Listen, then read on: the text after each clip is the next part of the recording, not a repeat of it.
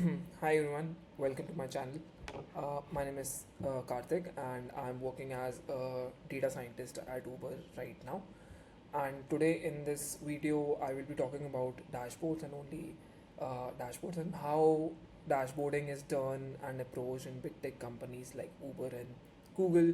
How dashboards play a very important role in figuring out the next steps in everyday life of a data scientist or analyst. So there are various scenarios where you have to make dashboards, be it tracking important metrics in your team.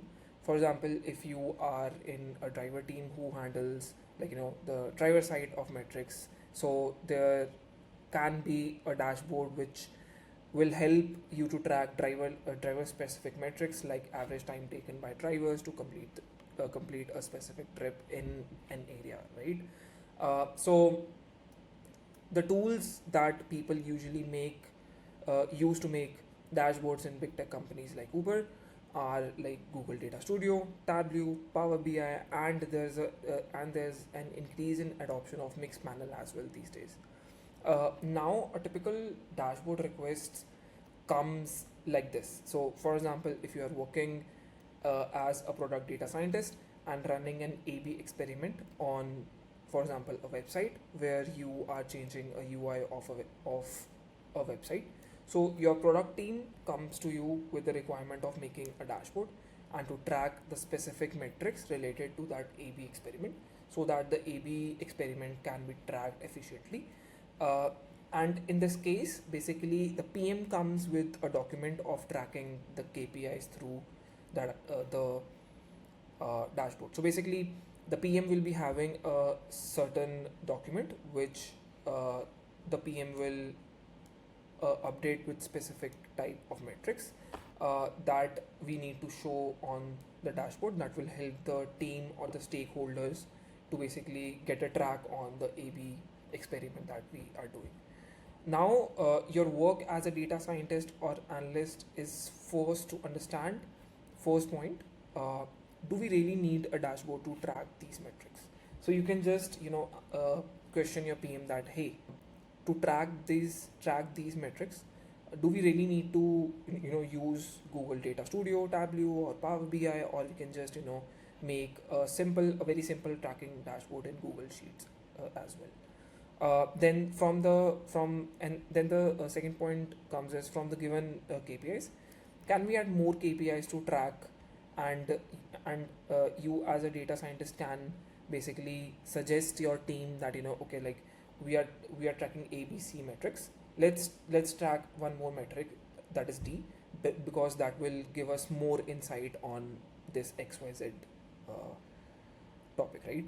And the third thing that you can tell, your stakeholders is that, hey, I'm using this tool to make this specific dashboard. If there are any concerns, please do let me know. So after all this is finalized, you go to your PM, and basically there's a wireframe that you basically create on the first hand. And what is a wireframe? So basically a wireframe is kind of a rough outlay of dashboard, that hey, how the dashboard KPI will look like on the dashboard. It can be on a rough paper or on Excel or on sheets, or on any of the notebook that you can show your PM or your stakeholders. And to just show you an example of a wireframe, I have already created a wireframe on this Google sheet we at Uber basically use to show to our stakeholders. So on the screen, as you can see on the Google sheet, I've created an example wireframe here, and you can see that in the wireframe looks like that, how you are going to show your stakeholders that how the dashboard is going to show, and if we are tracking a specific KPI, we are going to show that KPI in what kind of format, right? So here we can see that we have five filters: date, city, state, country, or source.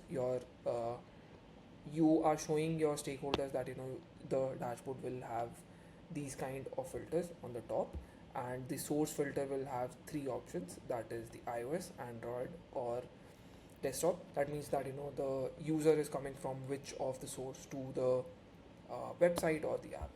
And first KPI, total number of unique users per day. For example, you want to show as a data in your dashboard, so you are saying your stakeholders that, hey, I'm going to show the KPI as a line chart. Then the second KPI, total number of orders per day, as also as a line chart.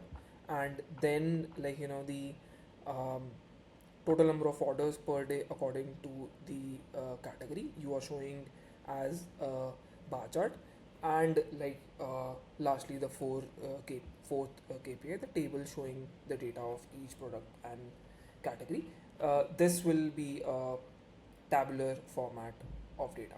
So you are going to show this to your stakeholders that, hey, this is the kind of dashboard that I'm planning to make.